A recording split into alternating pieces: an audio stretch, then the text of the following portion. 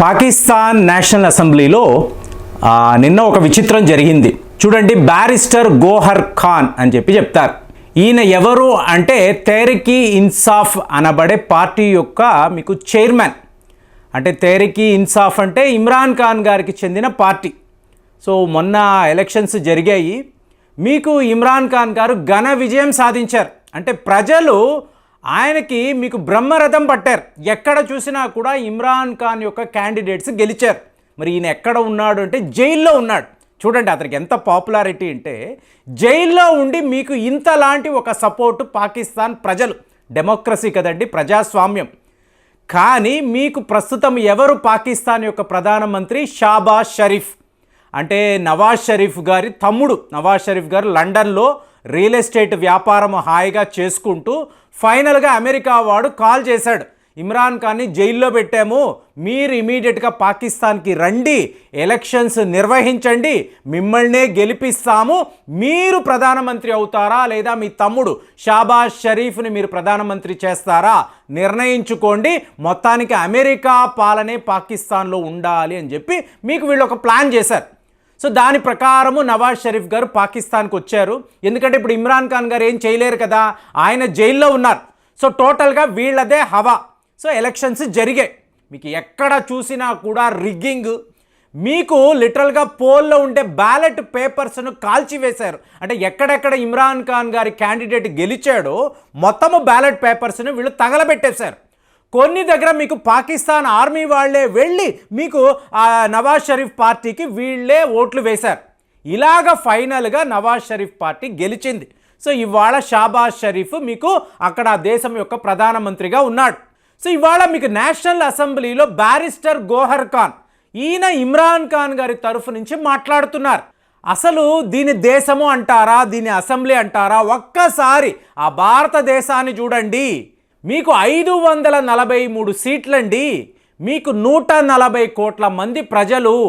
ఎక్కడా కూడా తమ కుటుంబానికి సంబంధించిన క్యాండిడేట్సే మీరు అక్కడ నిలబెట్టాలి అని చెప్పి పార్టీ మీద ఒత్తిడి లేదు. ఇక్కడ ఏం జరుగుతుంది? నవాజ్ షరీఫ్ లండన్లో ఉన్నాడు, సడన్గా ఇతను రావడం ఏంటి? మా ఇమ్రాన్ ఖాన్ గత 10 ఏళ్ల నుంచి ఎంత కష్టపడుతున్నాడు పాకిస్తాన్ని నిలబెట్టాలని చెప్పి. కానీ ఇవాళ ఏమైంది?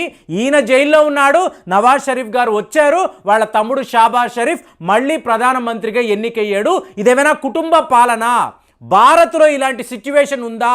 మా రిలేటివ్స్, మా అక్కా చెల్లెళ్ళు, మా అన్నా తమ్ముళ్ళే ఇలాగా పార్లమెంట్కి రావాలని వాళ్ళు ఏమైనా భావించారా?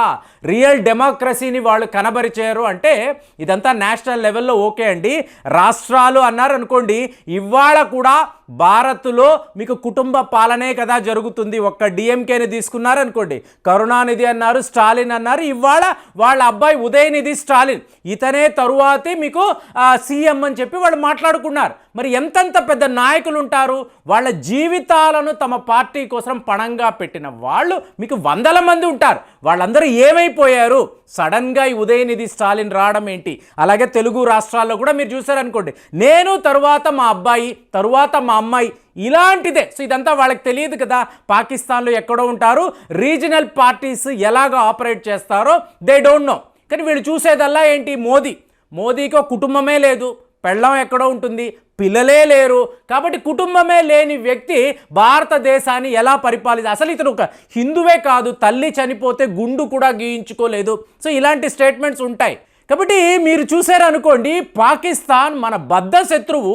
వాడు తన నేషనల్ అసెంబ్లీలో భారత్ని ఇంతలా పొగుడుతున్నాడు అంటే వాడు క్రెడెన్షియల్స్ చూసుకొని ఎవరికి మీకు సత్తా ఉందో, ఎవరు క్యాపబుల్ క్యాండిడేట్సో వాళ్ళని వాళ్ళు నిలబెడుతున్నారు. అంటే ఒక ట్రూ డెమోక్రటిక్ వేలో వాళ్ళు ఇవాళ ఎలక్షన్స్ నిర్వహించబోతున్నారు.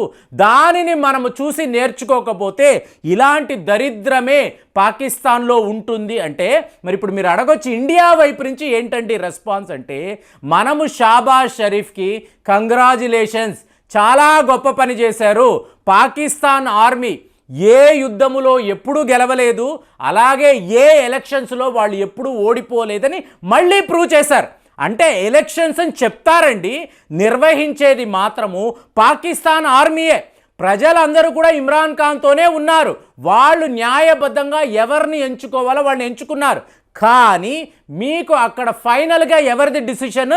పాకిస్తాన్ ఆర్మీది, అమెరికా గవర్నమెంట్ది. అందుకే అమెరికా పాకిస్తాన్లో ఎలక్షన్స్ చాలా పర్ఫెక్ట్గా జరిగాయి, ఎక్కడ ఎటువంటి అవినీతి లేదు అని చెప్పి వాడు కూడా సర్టిఫై చేశాడు. ఇక్కడ ఇమ్రాన్ ఖాన్ని మీరు గమనించారనుకోండి, పదే భారత్ని పొగడడం, అంటే మీకు జైశంకర్ గారి క్లిప్పులు కూడా వాళ్ళ గ్రౌండ్స్లో చూపించడం, at the same time Russia వైపు వెళ్ళడము, చైనాకు సపోర్ట్గా మాట్లాడడము. పాకిస్తాన్లో చైనాకు సపోర్ట్ అన్నప్పుడు డబ్బు కోసరమే, కానీ ప్రస్తుతం ఉన్న ప్రభుత్వాన్ని మీరు గమనించారనుకోండి, వీళ్ళు టోటల్గా ప్రో అమెరికా గవర్నమెంట్. కాబట్టి ఇమ్రాన్ ఖాన్ రష్యా వైపు, చైనా వైపు, ఇండియా వైపు ఉన్నాడు. మనకి షాబాజ్ షరీఫ్ లాంటి వాడు ఉండాలని అమెరికా వాళ్ళు ఓవర్ ద ఫోన్ ఇమ్రాన్ ఖాన్ని వీళ్ళు అక్కడ ప్రధానమంత్రి పదవి నుంచి ఊడగొట్టారు, అతన్ని తీసుకువెళ్ళి జైల్లో పెట్టారు. కానీ మనకు ఉన్న అడ్వాంటేజ్ ఏంటంటే, మీకు ఒక వీక్ ప్రధానమంత్రి అక్కడ ఉన్నాడు. నవాజ్ షరీఫ్ చెయ్యగలిగింది ఏమీ లేదు, మళ్ళీ అతను తన రియల్ ఎస్టేట్ వ్యాపారం మొదలు పెడతాడు, ఇదంతా బాగానే ఉంటుంది. మీకు బలహీనమైన పాకిస్తాన్ ఉండాలి అన్నప్పుడు నవాజ్ షరీఫ్ లాంటి వాళ్ళు ఉన్నారు అనుకోండి, ఇంకా కూడా మనం ఏం మాట్లాడుతున్నాము?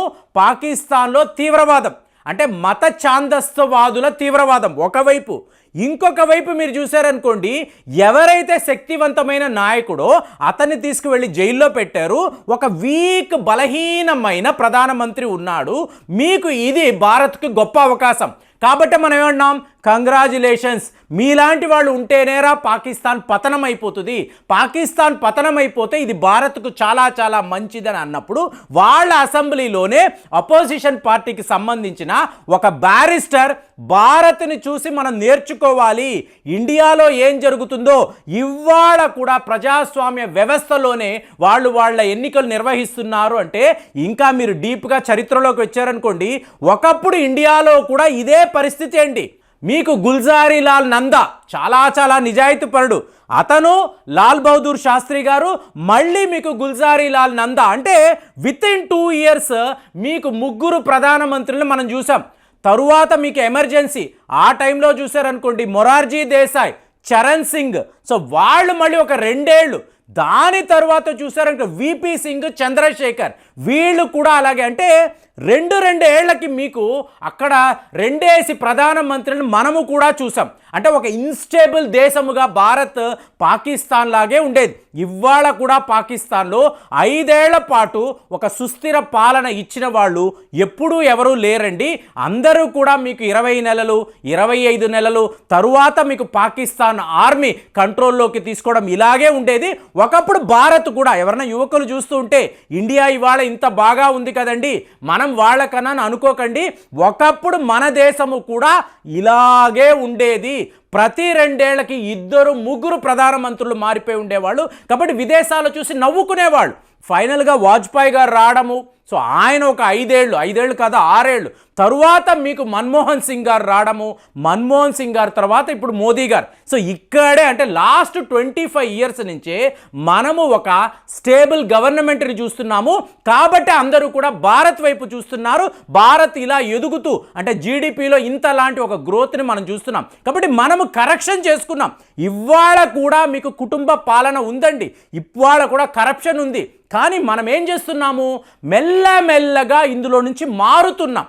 అంటే రియల్ డెమోక్రసీ ఎలా పనిచేయాలో ఆ విధానంలోనే మన పాలసీస్ ఉంటున్నాయి. కాబట్టి ఇండియాను వాళ్ళు ఎగ్జాంపుల్గా చూపిస్తున్నారు, లేకపోతే మనలాగే వాళ్ళు కూడా అంటారు. సో ఇదంతా మనము ఉన్నది ఉన్నట్టు చూడాలి అన్నప్పుడు పాకిస్తాన్ నేషనల్ అసెంబ్లీలో భారత్కి ఇంతలాంటి ఒక సపోర్టు, ట్రూ డెమోక్రసీని మీరు అక్కడే చూడవచ్చని చెప్పి వాళ్ళు మాట్లాడుతున్నారంటే నిజంగానే చాలా గొప్ప విషయం అండి. మరి దీని మీద మీ కామెంట్స్ ఎలా ఉన్నాయో తెలియజేయండి. మళ్ళీ వచ్చే వీడియోలో కలుద్దాం. జై హింద్.